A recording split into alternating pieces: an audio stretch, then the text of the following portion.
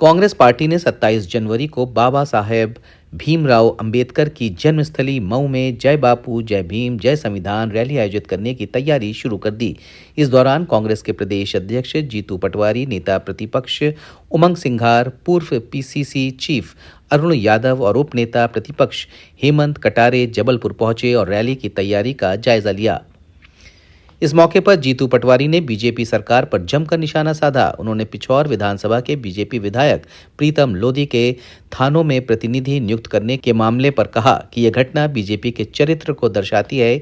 पटवारी ने आरोप लगाया कि बीजेपी सरकार में भ्रष्टाचार अपने चरम पर है और सरकार के उच्च पदों पर नियुक्तियां पैसे के लेन देन से होती हैं।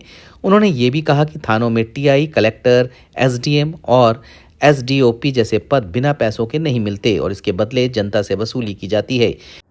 भारतीय जनता पार्टी का अभी दायित्व यह है कि जो वादे किए 5 वो पूरे करें। यहाँ धान की फसल होती है, आसपास 3100 देने की बात हुई थी, मिलने लगे क्या? 2700 के दाम गेहूं के मिलने लगे क्या? 3000 बहनों को देने की बात की थी, 3 लाख बहनों का नाम काट दिया, उसमें से मिलने लगे क्या? बीजेपी को बताना पड़ेगा कि हद दर्जे का करप्शन क्यों है। ये सोने के बिस्किट आज से पहले कभी आपने सुने थे कि रिश्वत में मिलते हैं? ये पहली बार मध्य प्रदेश ने इतिहास रचा। सौरभ शर्मा 1 महीने से कहाँ है ये पता क्यों नहीं चला? 300 करोड़ रुपया 3 एजेंसियां लगी, उसके बाद भी आज तक पता नहीं चला कि इसके पीछे कौन है। वो लाल डायरी कहाँ है? बीजेपी से पूछना आप, किस नेता ने कहा कि वो लाल डायरी कहाँ है जिसमें 40 लोगों के नाम लिखे हुए हैं? वो जो सौरभ शर्मा के पास से 2000 करोड़ रुपए का पिछले 6 महीने का हिसाब है, 1 साल का हिसाब है, वो हिसाब में किसको किसको 2000 करोड़ रुपए गए?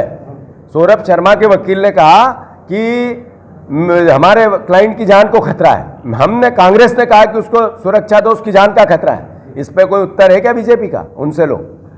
इसके अलावा पटवारी ने बीजेपी द्वारा बाबा साहेब डॉक्टर भीमराव अंबेडकर का अपमान करने के आरोपों पर सफाई दी और कहा कि एआई के जरिए झूठे फोटोशूट करवाए गए हैं और गांधी व अंबेडकर के नाम का गलत प्रचार किया गया है। उन्होंने इसे बीजेपी का षड्यंत्र बताया और मुख्यमंत्री मोहन यादव के बयानों को अपरिपक्व करार दिया। मैं चुनौती देता हूं सारे पत्रकार बंधुओं को, आप अदरवाइज मत लेना, माफी चाहते हुए। एक ऑफिस ऐसा जो बिना पैसे से आप काम करवा के ला दो, बताओ कोई हो ऐसा कि हाँ मैं ला सकता हूं? क्यों हो गई ऐसी स्थिति? यह है कैंसर। कैंसर तो यह है कि बाबा साहब अम्बेडकर का सवाल भाई साहब ने पूछा, एआई के जरिए गलत तरीके से फोटो सेशन करना और फिर उसका प्रोपोगेंडा करना, फिर दूसरे दिन फोटो गांधी जी का और अंबेडकर जी का फोटो, ये प्रेस कॉन्फ्रेंस हमने पीछे बैकड्रॉप बनाया, हमारे ऑफिस में पूरे फोटो महापुरुषों के ऊपर लगे हैं, उसको झूठ सच तरीके से मीडिया का मैनेजमेंट करना, ये दोनों इशू क्या है? गुमराह करने का। ये मुख्यमंत्री इस पे बयान देता है, मतलब मुख्यमंत्री जी का बयान देना ये कहता है कि उनकी अपरिपक्वता है।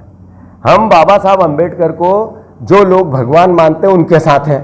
क्या बीजेपी, क्या मोहन यादव, क्या आरएसएस मोहन अंबेडकर को भगवान मानती है क्या? अंबेडकर जी को भगवान मानती है क्या? मैंने जैसे ही कहा चुप हो गई। तो सवाल ये नहीं है कि फोटो से और ऊपर नचने, ये एआई के जरिए, आर्टिफिशियल इंटेलिजेंस के जरिए बना के प्रोपोगेंडा झूठ फैलाना। मैंने चुनौती दी थी, मोहन यादव फिर मुंह से नहीं निकाल पाए, न वीडी शर्मा निकाल पाए, अब फिर दे रहा हूं। तो इस झूठ से कुछ नहीं होगा। हमारा लक्ष्य है विपक्ष की भूमिका निभाना और उनका चेहरा बेनकाब करना। हम इनके जो कैंसर इनने पूरे प्रदेश में फैला दिया बेरोजगारी का, इनने कैंसर फैला दिया करप्शन का, इनने जो वादे एक भी वचन पत्र के पूरे नहीं किए, इससे बड़ी बीमारी क्या हो सकती है?